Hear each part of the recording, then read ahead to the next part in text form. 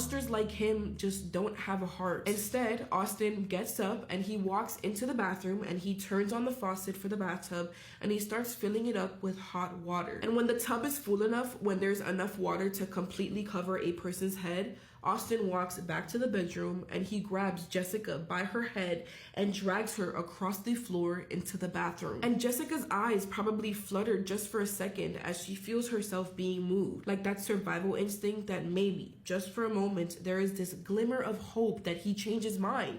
Maybe he's actually gonna help her and this is going to end. But then Austin lifts her up and forces her face first into the bathtub, plunging her head straight under the water. And Jessica is probably fighting for her life, trying desperately to grab onto like the side of the tub to pull herself up. But Austin, this evil creature, is standing over her with his hands pressed firmly on the back of her head, using his entire body weight to hold her down, until eventually her body sadly goes completely still. And now Jessica Ridgway, the girl who woke up this morning excited to see her friends at school, the girl who hugged her mom not even a few hours ago, the girl who had all of these dreams and plans and a whole life ahead of her, is gone. But even with all of that pain that Austin just caused her, this vile creature isn't done with her. He's not even finished. Because while Jessica's body is still floating motionless in this bathtub with her face still submerged in the water, Austin very calmly walks out of the bathroom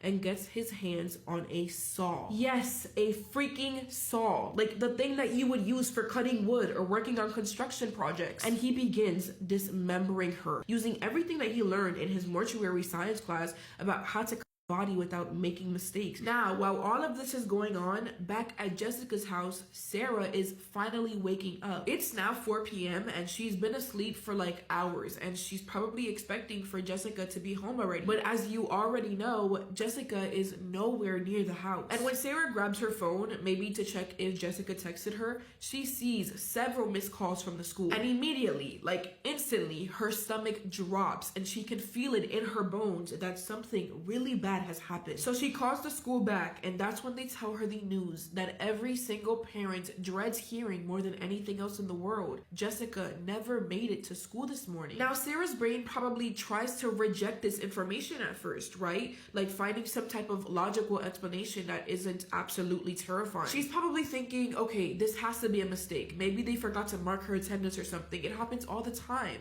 But the school confirms it. Jessica definitely never arrived. But she couldn't find her anywhere. So rather than wasting more precious time, Sarah grabs her phone with her hands probably trembling from how anxious she is, and she dials 911. And within minutes, literally just minutes, police are pulling up in front of Sarah's house with these lights flashing really bright, and officers are spreading out across the neighborhood, knocking on every single door, asking if anyone saw anything unusual that morning. But no one heard or saw Jessica's screams for help that morning. No one. So for the rest of the entire day, even though officers issued an Amber Alert, even though Jessica's face was everywhere, no one knew that she was already gone. And it wasn't until 2 days later, a man, for story purposes we'll call Joe, is outside taking a walk around the neighborhood on a Sunday afternoon when something on the sidewalk catches his eye. And it's a black backpack just sitting there in the middle of the sidewalk, like someone deliberately placed it there. And Joe's thinking, okay, this is kind of weird. Something about this doesn't feel right. And he looks around to see if there's anyone nearby, but the street is completely empty. And with everything going on with Jessica's disappearance, with the Amber Alerts and the search parties and police everywhere, Joe honestly did not want to take any chances. So he pulls out his phone and he calls 911. And he's like, hey, there's this really suspicious bag here on the sidewalk near my house. Y'all should come and check this out like ASAP. And within minutes, police officers arrive to the scene and they approach the bag very cautiously, treating it like it might be evidence. And when they carefully unzip it and start looking inside, what they find makes their heart stop. First was a child's t-shirt completely soaked in urine, and then there was a pair of pants also wet, and a water bottle. And then, and this is when they know, a pair of purple framed glasses, the same purple glasses that Jessica was wearing when she left her house. And the last item that they pull is a keychain with the name Jessica written on it in colorful letters. The officers all look at each other and you can tell in their faces they know this is definitely Jessica Ridgway's backpack, which clearly means that something really, really bad happened to her. Someone kidnapped her. But the question still remained. Who? Now, you and I obviously already know the answer to that question, but neither the officers or Sarah know that Austin, this 17-year-old boy who lives just 1 mile down the road, already kidnapped Jessica and killed her. And after taking her life, Austin quickly realizes, oh crap, this is a problem. Like, I've made a huge mess here and my mom's coming home soon. And as he's probably pacing back and forth thinking, oh my god, where do I put her? Where do I hide this? That's when this genius over here decides to just shove Jessica's body parts into this crawl space under his house. Real smart, Austin. You really thought that went through, didn't you? And at some point, Austin either sees the news or maybe an officer knocking on his door asking about Jessica, and he realizes that people are actually looking for this girl. And so now he knows it's only a matter of time before he actually gets caught. So either late that night or early morning on Sunday, he decides to grab Jessica's backpack along with her urine-soaked clothes and drive about 6-7 miles away to this random neighborhood and just place her bag there. I'm guessing he thought that if investigators found her bag there, then they would stop searching in his neighborhood and start searching somewhere else instead. Like, oh my god, I hate whenever these idiots think that they're so smart. Anywho, fast forward to about a week after Jessica disappeared, and no one, not her mom, not the cops, has any idea that they're never going to find Jessica alive. And I could imagine that by this point, Austin is probably feeling really confident. I mean, he still hasn't been caught, right? But I also think that this confidence is actually slowly fading away, because as investigators start bringing out helicopters and more search dogs, as these search parties keep growing and growing and growing, I can only imagine how stressful that must be. Austin, feeling a little nervous there, buddy? And he's probably over here sitting in his room thinking, oh my god, I still have a decomposing body in my crawl space. At some point, my room's gonna start stinking and my mom might smell it. And so he comes up with yet another brilliant idea. I'll just get rid of some of the parts. And that's exactly what he does. He grabs some of Jessica's remains and puts them inside of this black garbage bag. And then he drives to this isolated field in Arvada, about 7 miles away from Jessica's home, looking for where he can dump them at. And he ends up finding this spot like near a culvert, and he checks to make sure that no one's watching. And then he just leaves the bag there like it's regular trash. Then he drives home, probably thinking that he just covered his tracks, probably feeling like he just outsmarted everyone. But spoiler alert, he didn't. Because 3 days later, on October 10th, 5 days after Jessica disappeared, some maintenance workers are working out in that exact field doing their regular rounds, picking up trash. And one of them spots this black bag near the culvert. And he's probably thinking, okay, this is just regular trash, so he plans on walking over there to toss it into his trunk. But when he lifts the bag, he immediately notices that it's way heavier than it should be, and there is this awful stench coming from it. So he sets it back down and he opens it. And I don't know why he did that, but he did. And what he finds makes him stumble backwards so fast that he almost falls. And I'm not even gonna go into all of the gory details because it is genuinely horrific, and I honestly don't think that any of us need this image in our heads. And so eventually police arrive and they secure the area, and they carefully collect the remains and rush them to the coroner's office. And they pretty quickly figure out that these remains 100% belong to Jessica Ridgway. So now these investigators, some of whom are parents themselves, are sitting here in this room. Some of them are bawling their eyes out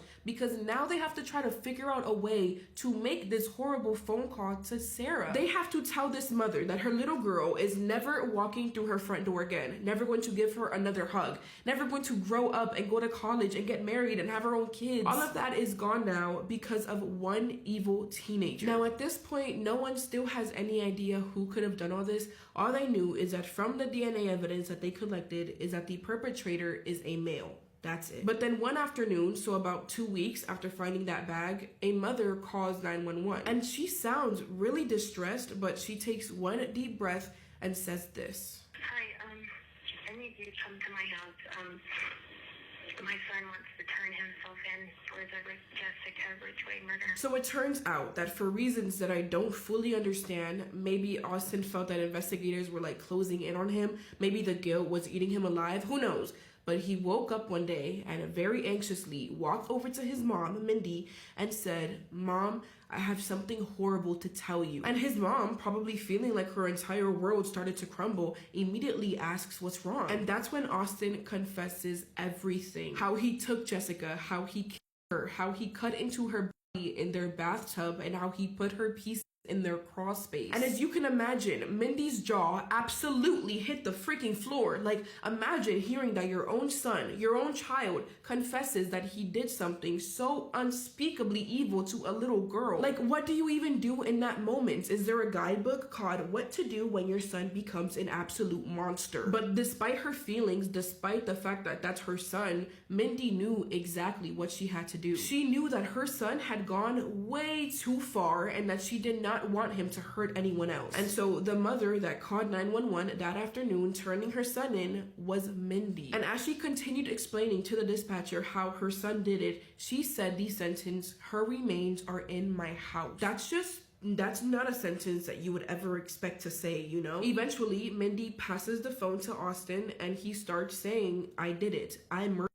Ridgeway. You have to send a squad car here, like now. I'm confessing." And so police speed to Mindy's house with the lights flashing and the sirens wailing. I mean, you can imagine. And when they get there and they start searching, everything is exactly where Austin said it would be. The tools that he used, the cleaning supplies, pieces of Jessica's remains hidden in the crawl space, everything confirming that this innocent little girl was right here in this house while his mom was at work, completely unaware. Officers immediately cuff him. Good, now keep it like that. And he is taken into custody and brought to the station where he sits for a 6-hour confession, just laying out every single horrific detail. And when investigators ask him why would you do something like this, something so horrific to a child, Austin looks at them and he says, and this is a direct quote by the way, "I wanted to see what it felt like. I was fulfilling a sexual fantasy. I wanted to know if I could actually go through with killing someone."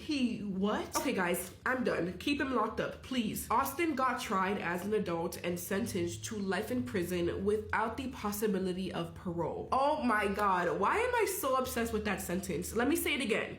Without the possibility of parole, which means that he will die behind bars. He will never breathe fresh air again, and he will never see the outside world. And honestly, some people would argue that that's not nearly harsh enough for what he did. But what do you guys think? And listen, I know that this one was a heavy one. It absolutely destroyed me while I was researching and writing this. But I think that it is most important that we remember Jessica, not as a victim, but as a person who was loved and had so many dreams and deserved an amazing life. Every year on what would have been her birthday, Sarah actually releases these purple balloons into the sky to honor her daughter's memory. And I think that's beautiful. So if you made it this far, then maybe if you want, drop a purple heart in the comments. And if her mom or a family member ever sees this, then they know that Jessica will always be loved and remembered. I love you guys. Mwah. Group hug.